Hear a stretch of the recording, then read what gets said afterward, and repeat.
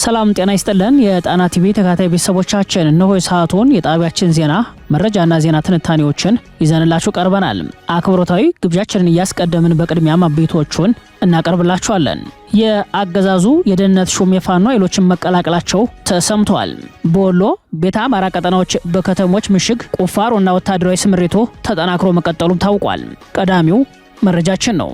የህወሓቱ ምክትል ሊቀመንበር አቶ አንዳርጋቸው ጽጌ ከባድ ዘለፋ ሰንዝረዋል።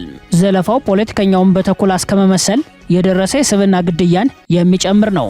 ከዚህ ቀደም ከጀነራል ጻድቃን ይልቅ አንዳርጋቸው ጽጌን አምነዋለሁ ሲሉ የተሰሙት የህወሓቱ ቁልፍ ሰው ዛሬ ደግሞ ፖለቲከኛው ላይ ከባድ የስብና ጥቃት ፈጽመዋል።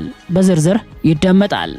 በአማራ ህልውና ትግል ላይ ስልታዊና ስትራቴጂካዊ ድጋፍ በመስጠት የሚታወቀው አንድነት ለአማራ ህልውና አንድነትም አፋብን እና ጽምዶን በተመለከተ ይፋዊ የአቋም መግለጫ አውጥቷል።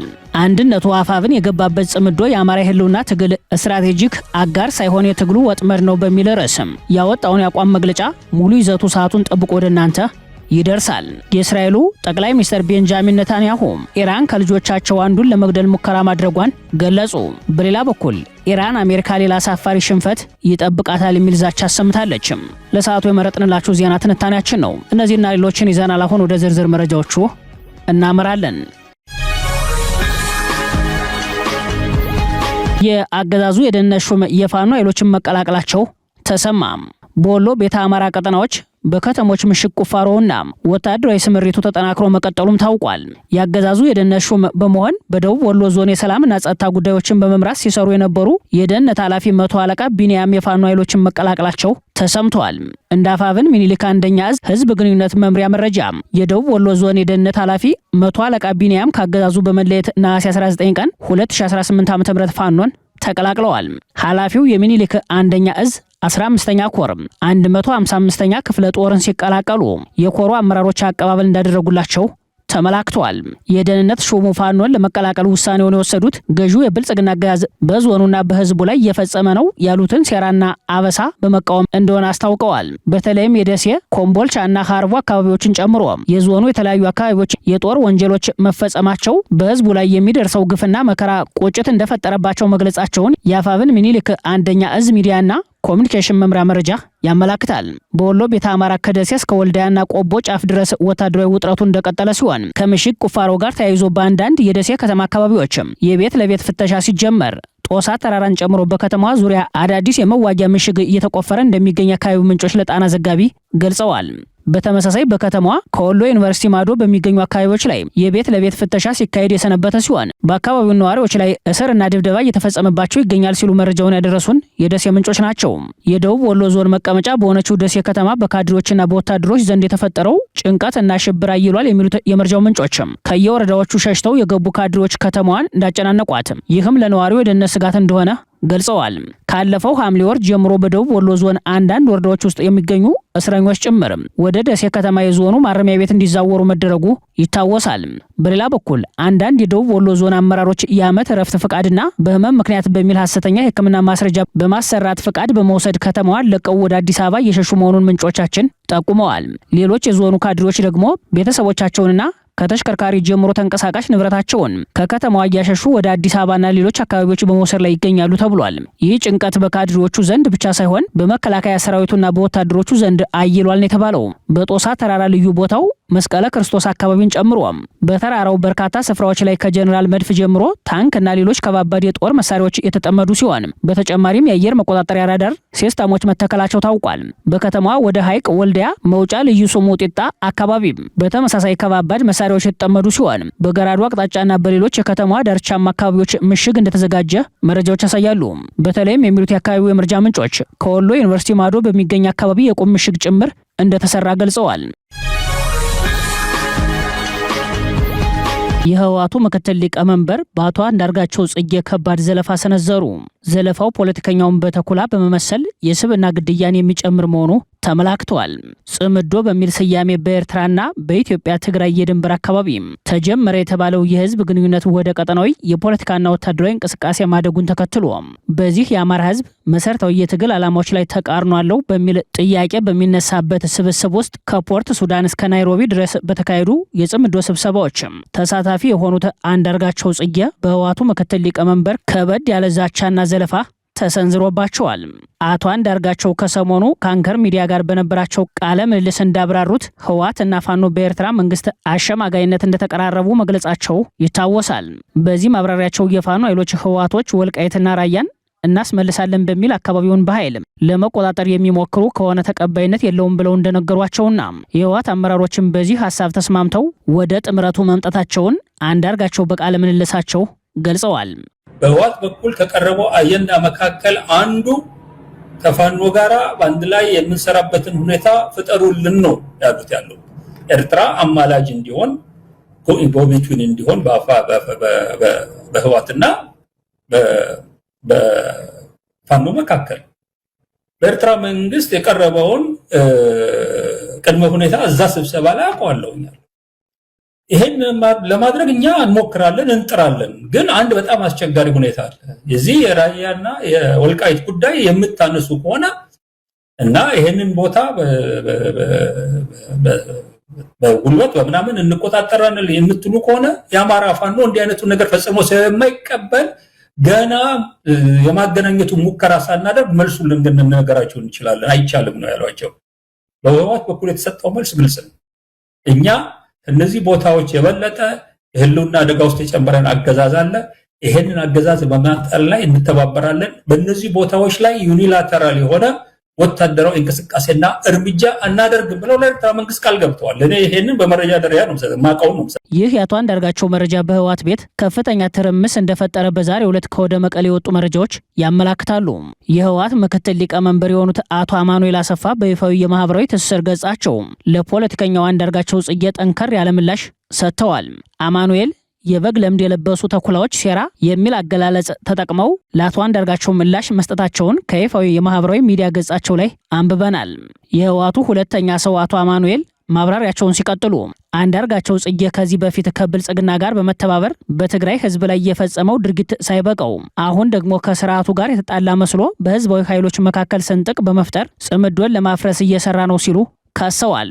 የህወሓቱ ምክትል ሊቀመንበር ዛሬ ይህን ይበሉ እንጂ ከአንድ ዓመት በፊት በሮዮት ሚዲያ ቀርበው እነ ጀነራል ጻድቃንን በካህዲነት በከሰሱበት ቃለ ምልልስ ላይ ማስረጃው ምንድነው ተብለው ሲጠየቁ ማስረጃቸው በአቶ አንዳርጋቸው የተሰራጨ ሰነድ መሆኑን ያብራሩ ሲሆን በወቅቱ የአንዳርጋቸውን መረጃ ምን ያህል ያምኑታል ተብለው በጋዜጠኛ ቴዎድሮስ ጸጋዬ ሲጠየቁ ከጻድቃን አንዳርጋቸውን አምናለሁ ማለታቸው ይታወሳል። ይቀጥል።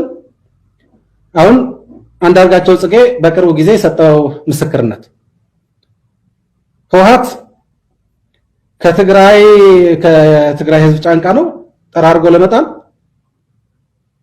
ከታችኛው መዋቅር ጀምረን መንቀል አለብን የሚል ሐሳብ የያዘ እንደ ሸምጋይ ነው። ሸምጋይ ሆኖ ወደ ጠቅላይ ሚኒስትሩ እንደተላከ በግልጽ አስቀምጦታል። ጊዜያዊ አስተዳደሩ ሲቋቋም ጊዜያዊ አስተዳደሩ ተቀበለዋለህ? የአንዳርጋቸው ምስክርነት ተቀበለዋል? በጣም ተቀበለዋለሁ። ይህንን ንግግር የሚያስታውሱ ሌሎች የጉዳዩ ተከታታዮች በበኩላቸው የህወሓቱ ምክትል ሊቀመንበር በአቶ አንዳርጋቸው ላይ የከፈቱት ዘመቻ ከብልጽግናው አገዛዝ ጋር የመደራደር እንቅስቃሴ ላይ ስለሆኑ ሊሆን ይችላል ይላሉ።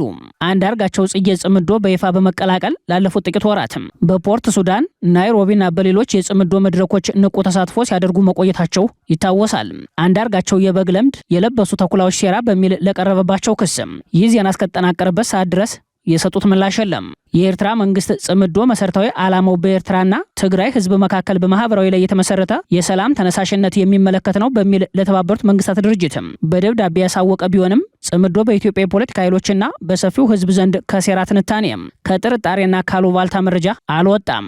በተለይም የፖለቲካና ወታደራዊ ጥምረቱ የአማራ ህዝብ የህልውና ትግል መሰረት የሆኑ ታሪካዊ ርስቶቹን ለአደጋ የሚያጋልጥ ነው በሚል ብርቱ ተቃውሞ እየገጠመው ይገኛል። ህወሓት በበኩሉ ለህዝብ ግልጽ ባልሆኑ ሚስጥራዊ የድርድር ሙከራዎች ላይ እንደሚገኝ የፕሪቶሪያው አደራዳሪ የኦሉሴጉን ኦባሳንጆ የመቀሌ ምልልስ ማሳያ ሆኖ ይቀርባል።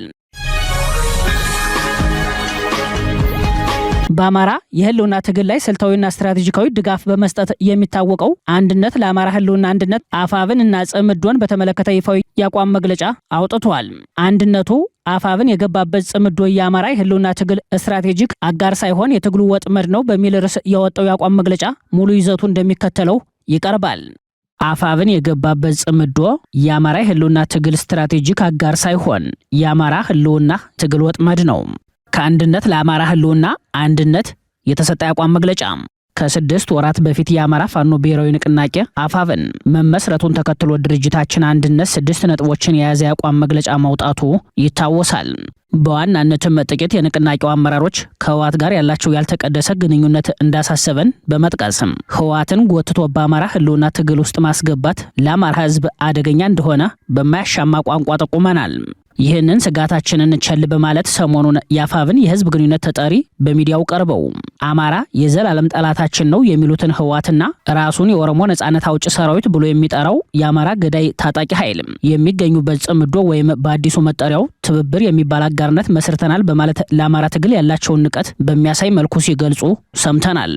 ይህም ክስተት ድርጅታችን ከ6 ወር በፊት ያስተጋባቸው ስጋቶቹ ትክክል እንደነበሩ አረጋግጦልናል። የአማራ ህልውና ትግል ከተለኮሰበት ጊዜ ጀምሮ ብዙ ፈተናዎች ገጥመውታል። አፋብን አሁን እየሄደበት ያለው የጥፋት መንገድ ግን እጅግ በጣም የከፋና የህዝባችንን ቁጣ የበለጠ የሚያነሳሳ ነው ብለን እናምናለን። ህወሓትና የኦሮሞ ነጻነት አውጭ ሰራዊት አማራን ለማጥፋት ያላቸውን ግብ ባልደበቁበትም የሐሰት ትርክታቸውን ባላቆሙበትም አማራን ለብዙ መከራ የዳረገውን ህገ መንግስት ለማስቀጠል ያላቸውን ጽኑ ፍላጎት ከመግለጽ ባልተቆጠቡበትም የአማራ ታሪካዊ ርስቶችን የኔ ነው ማለት ባላቆመበትም ኦሮሚያ በሚባለው የኢትዮጵያ ግዛት ውስጥ የሚገኙ የአማራ ተወላጅ ዛሬም እየተገደሉና እየተፈናቀሉ ባሉበት ሁኔታ ጥቂት የአፋብን አመራሮች የገቡበት ትብብር የተባለው ያልተቀደሰ ስብስብ የአማራን የህልውና ትግል በማጓተት ራሱን አመራሩን ታሪካዊ ተጠያቂ የሚያደርግ ክስተት መሆኑን መግለጽ እንወዳለን። ከላይ የተጠቀሰው ትብብር ወይም ጽምዶ በሴራ ታጅቦ ይፋ ከሆነበት የፖርት ሱዳን ስብሰባ ጀምሮ የአንድነት አመራሮችና አባላት በማህበራዊ ሚዲያ ያለማቋረጥ ጥንቃቄ እንዲደረግ ቢያሳስቡም ሰሚ አልተገኘም። ስለዚህ እየደረሰ ላለው ፈርጀ ብዙ ጥፋት ምንም እንኳን በጣም የሚቆጠሩ የአፋብን አመራሮች በዋናነት ተጠያቂ ቢሆኑም አሁን እየተከሰቱ ላሉ ችግሮች ግን አመራሩ በሙሉ በኃላፊነት ከመጠየቅ አያመልጥም የሚል እምነት አለን። እነዚህንና መሰል ችግሮችን በመዳሰስ አንዳንድ የአፋብን አመራሮች አሁን በያዙት አቋም ለአማራ ህዝብ እየታገሉ ወይስ አማራን እየታገሉ ብለን ለመጠየቅ ተገደናል። አቋማችንን በበለጠ ለማጠናከር ቀጥሎ የተዘረዘሩትን ጉዳዮች በማንሳት የአፋብንና የጽምዶ ትብብር አካል መሆን የሚያመጣቸው መዘዞች እንደሚከተለው እናስቀምጣለን። አንደኛ፣ ከህወሓትና መሰሎቹ ጋር የሚደረግ ጥምረት በስር ነቀል ለውጥ ብቻና ብቻ ሊፈታ የሚችለውን የአማራ የህልውና ትግል በማወሳሰብ ወደማያዋጣው የጥገናዊ ለውጥ እንዲያመራ በማድረግ አማራውን የበለጠ ውድመት እንዲደርስበት ያደርገዋል። ሁለተኛ፣ የአፋብን አመራሮች ንቅናቄው ከህወሓት ጋር እንዲጣመድ ካደረጉበት ጊዜ ጀምሮ በፋኖ ከፍተኛ አመራሮችና በታጋዮች መካከል የመከፋፈል አደጋ እንዲፈጠር ምክንያት እየሆነ መጥቷል። በውስጥ እየተብላሉ ያሉ ጸረ ጽምዶ እንቅስቃሴዎች እየጠነከሩ መጥተው ራሱን አመራሩን ጭምርም አደጋ ውስጥ ሊከት የሚችል ችግር ይሆናል ብለንም እንሰጋለን። በተጨማሪም ጽምዶ ላይ ጥያቄ ያነሱ በተዋረድ ያሉ የፋኖ አመራሮችና ፋኖች ዛቻና ማስፈራሪያ እየደረሰባቸውና የቻሉት ለደህንነታቸው ሲሉ አካባቢ እየለወጡ እንደሆነ እየተሰማ ነው። በተከታታይ ስራ ላይ የሚውል የመክበብና የማባበል ስትራቴጂም ጠንካራ የእዝ አመራሮችን ጭምርም የደህንነት ሁኔታ የሚያሰጋ አደገኛ እርምጃም ተጀምሯል። ይህም በሌላ አነጋገር የህልውና ትግሉን ወደ አደጋ የሚወስድ በመሆኑ ያሰጋናል። ሶስተኛ፣ ህወሓት አማራና የኦርቶዶክስ ቤተክርስቲያን እንደ ጠላቶቿ የተመዘገቡበት ማኒፌስቶ አልተለወጠም። ዛሬም የህወሓት መሪዎች የአማራን ርስቶች ለመውረር ቀን እየጠበቁ ባለበት ላለፉት 30 ዓመታትም የአማራን ህዝብ የጨፈጨፉ የህወሓት መሪዎች ለዘር ማጥፋት ወንጀሉ እውቅና ሰጥተው ኃላፊነት ባልወሰዱበት ሁኔታ አፋብን ከህወሓት ጋር የሚያደርገው ጥምረት በመርህ ያልተደገፈና የአማራን የስር ነቀል ለውጥ ትግል ቅርቃር ውስጥ ለማስገባት የተቀመጠው ወጥመድ ሆኖ አግኝተነዋል። አራተኛ፣ የጽምዶ ወይም ትብብር አንዱ ግቡ የአማራ ህልውና ትግል ግቡን እንዲመታ ከፍተኛ መስዋዕትነት እየከፈለ ያለውን የፋኖን አቅም አሳንሶ ማየትና በሞት አፋፍ ላይ ያለውን ህወሓትን አቅም ያለው በማስመሰልም አማራውን የማዳከሚያ ስልት አካል ማድረግ ነው እንላለን። ይህ እንቅስቃሴ ፋኖ ዛሬ በምስራቅ አፍሪካ ቀጠና ተመራጭና ግዙፍ ኃይል መሆኑን በፖለቲካ ሴራ ሸፍኖ ለማለፍ የሚደረግ ጸረ አማራ ስልት ነው። ከፍ ሲልም ህወሓት ይህን እንቅስቃሴ ተጠቅሞ ከብልጽግና ጋር ወደ አስገዳጅ ድርድር ለመምጣት የሚጠቀምበት ታክቲካል መሻገሪያው ነው። አምስተኛ ሌሎች የዘውግ ማንነት ያላቸው ኢትዮጵያውያን ከሚጠሉት ህወሓት ጋር የተደረገውን ጥምረት በመጥላት ከአማራ ጋር ሊያደርጉ የነበረውን አንድነት በመተው ሐሳባቸውን እንዲለውጡ በር ከፍቷል። በሌላ አነጋገር ጥቂት የአፋብን አመራሮች እየሄዱበት ያለው መንገድ ለፋኖ ሂደት እውነተኛ አጋር መሆን የሚችሉትን እንዲሸሹ ምክንያት እየሆነ ነው። ስድስተኛ ጽምዶ ከመፈጠሩም በፊት ሆነ በኋላ የህወሓት ሰራዊት በወሎ ቤተ አማራ የሰሜን ወሎ ቀጠናዎች የሚገኙ የራያ 6 ወረዳዎችን በመውረር ወደ 72000 የሚደርስ አማራን እያፈናቀለ እየዘረፈና በርካታ በደሎችን እየፈጸመ ይገኛል። ይህ እየሆነ ያለው ቀደም ሲል በወዲድ ብልጽግና የሴራ ፖለቲካ፣ አሁን ደግሞ በጋራ ስምሪት ስም ጥቂት የአፋብን አመራሮች ሁኔታውን በዝምታ እየተባበሩ በመሆኑ ነው።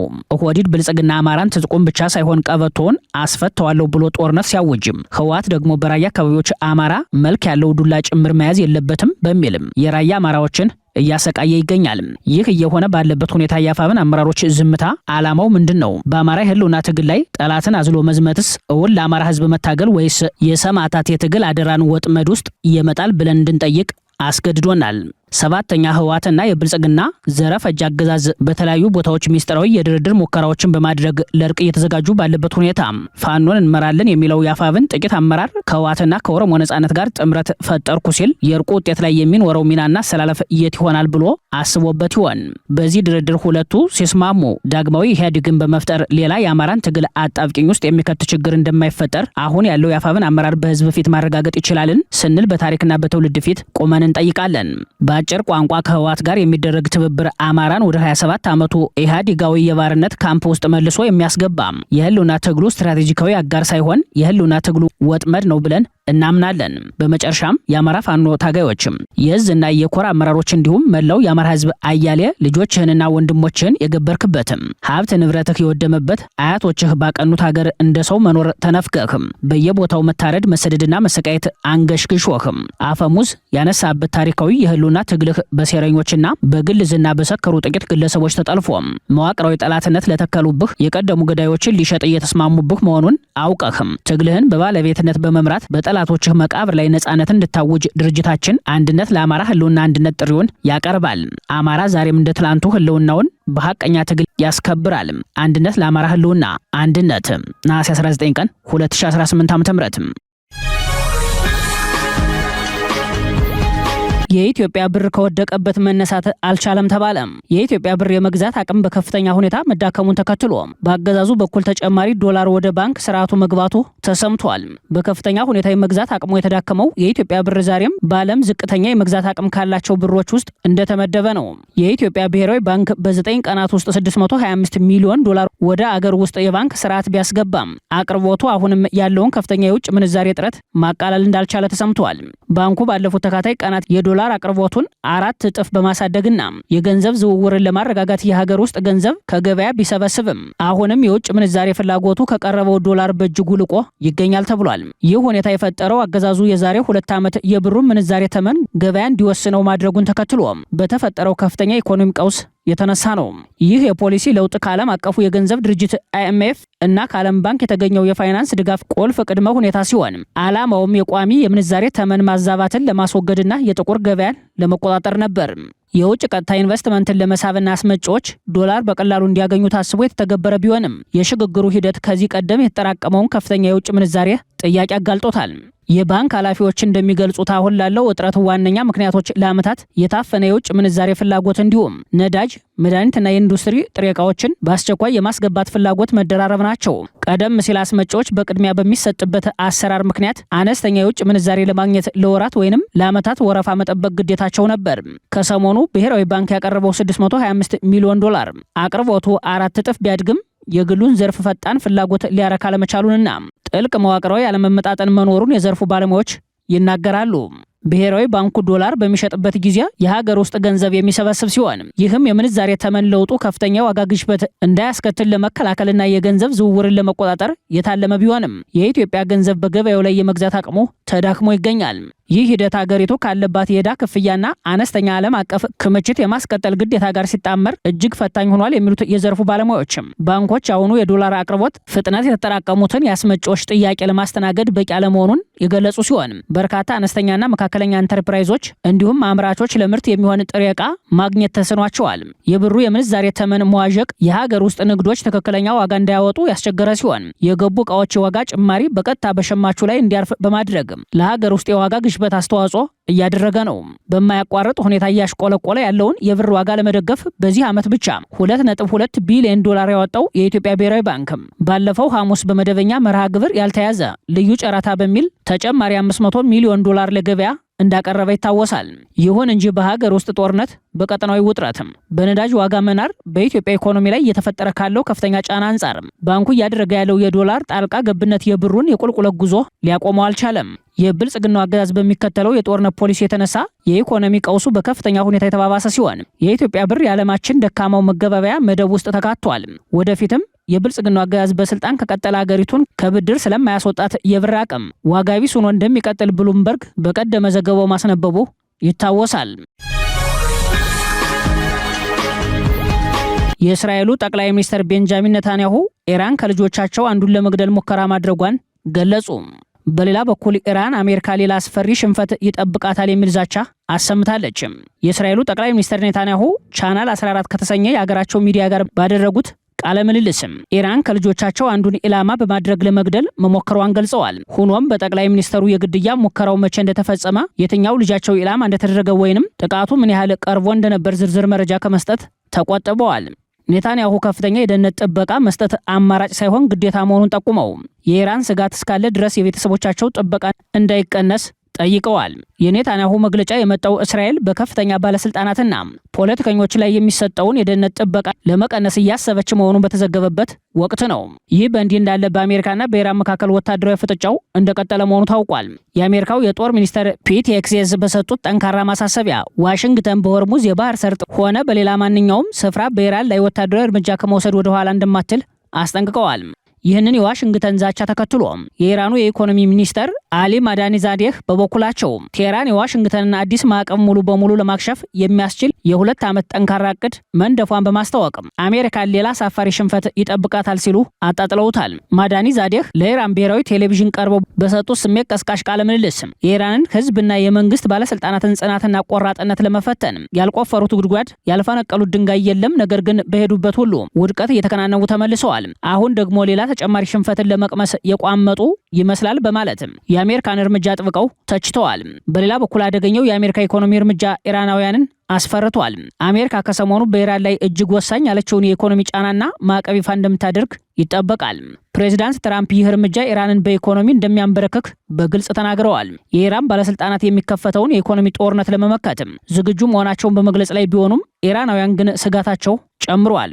ሲኤንኤን ያነጋገራቸው ኢራናውያን ገበያዎች ባዶ መሆናቸውን፣ የሸቀጦች ዋጋ መናሩን፣ የአቅርቦት እጥረት መፈጠሩን ተናግረዋል።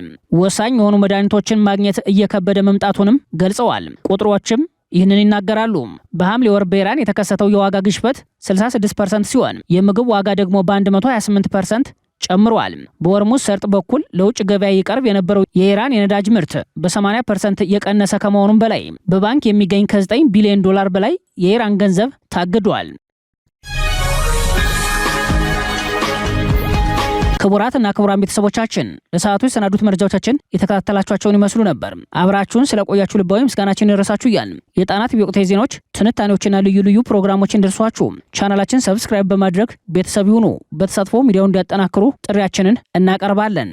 ጣና ቲቪ ከሀቅ ጋር